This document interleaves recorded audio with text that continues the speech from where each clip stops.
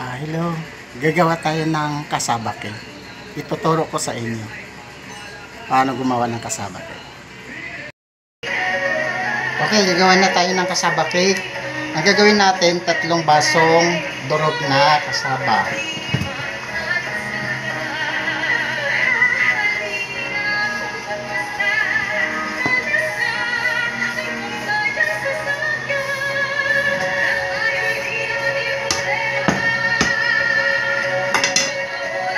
Asukal sa kalahating baso.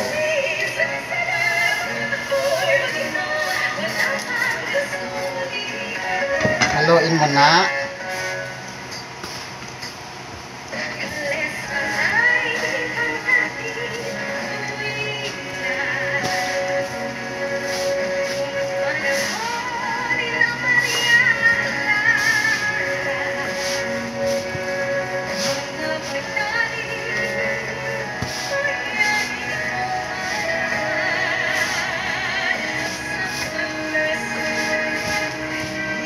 Tapos lagyan ng vanilya.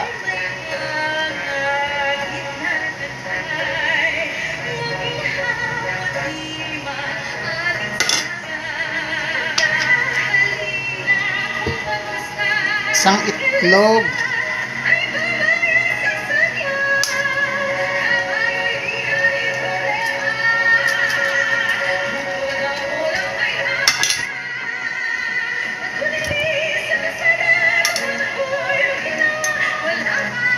Tapos 3 basong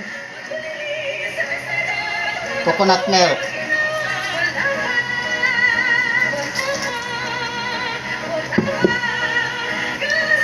Kalahating latang ibak.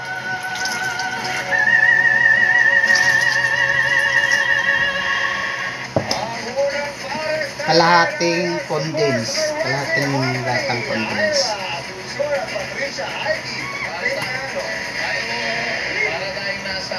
Parang alam mo yung ko ng wika. Yes. Ginahaluin. Bago magkaroon ng link at saka alphabet. Sila muna. Harmonize and harmony. Yes. Yes. Bakit po yan ang naisipan yung i-duet ngayong araw na ito? Gumare. Gumare?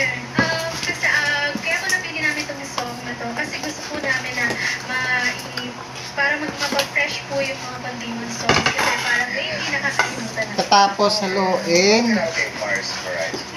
Lagay na natin sa pan. Para lutoon na. Ay, paano ko marami itong pera kaya ano. Saan po kayo nagkakilala? Sa van po pauwi kasi parehas po kami lang positive. Yun po talaga yung story. Tapos po, nung bumalik po kami, yun po, nanalo po ko. Tapos nanalo din si Pat. Pero positive po ulit ako. Tapos, bigyan na natuloy. Hindi na po ako natuloy. Nag-rest back na lang po ako ulit. Okay, panigid ng mga panahon na yun. Ang daming pangarap na hindi na pagkakati dahil sa pandemic. Dito na, lulutuin na natin to. Paano kayo nag-adjust dun sa harmony na yung voicing na ginawa? Cassava cake. Yes po. Kasi Okay na, isa lang na natin yung cassava cake. Dalhin mo nga ito nang. Iabot mo. Kailangan yung init niya 150. Tsaka mahina lang yung apoy.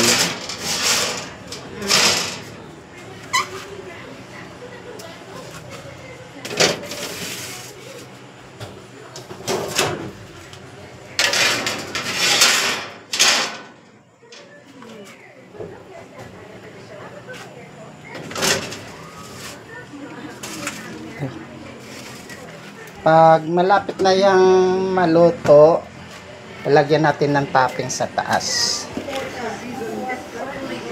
Gagawa tayo ng toppings.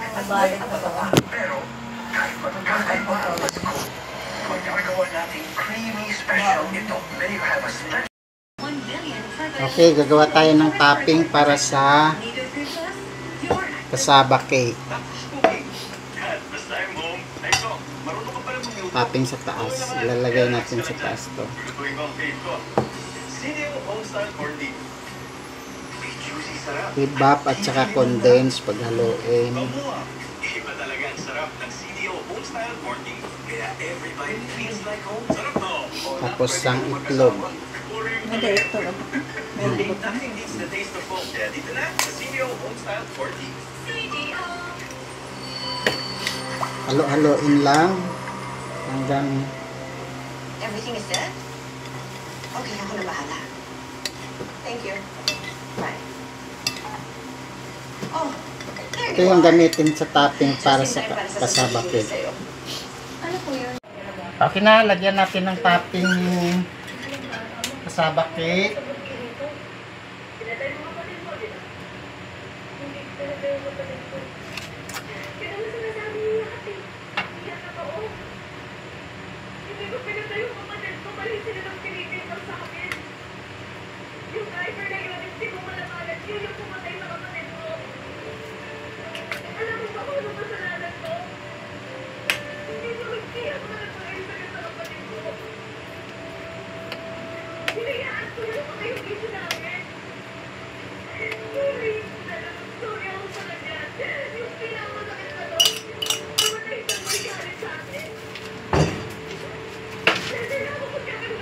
Salang ulit.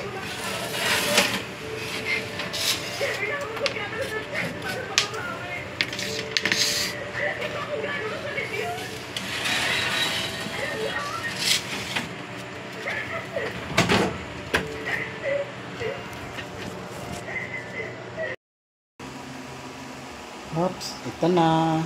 Luto na yung banana cake. Tikman nga natin para mas.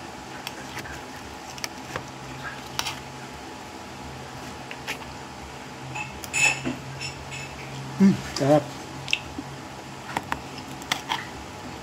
Sarap pagkagawa. Ito na yung finished product ng banana cake.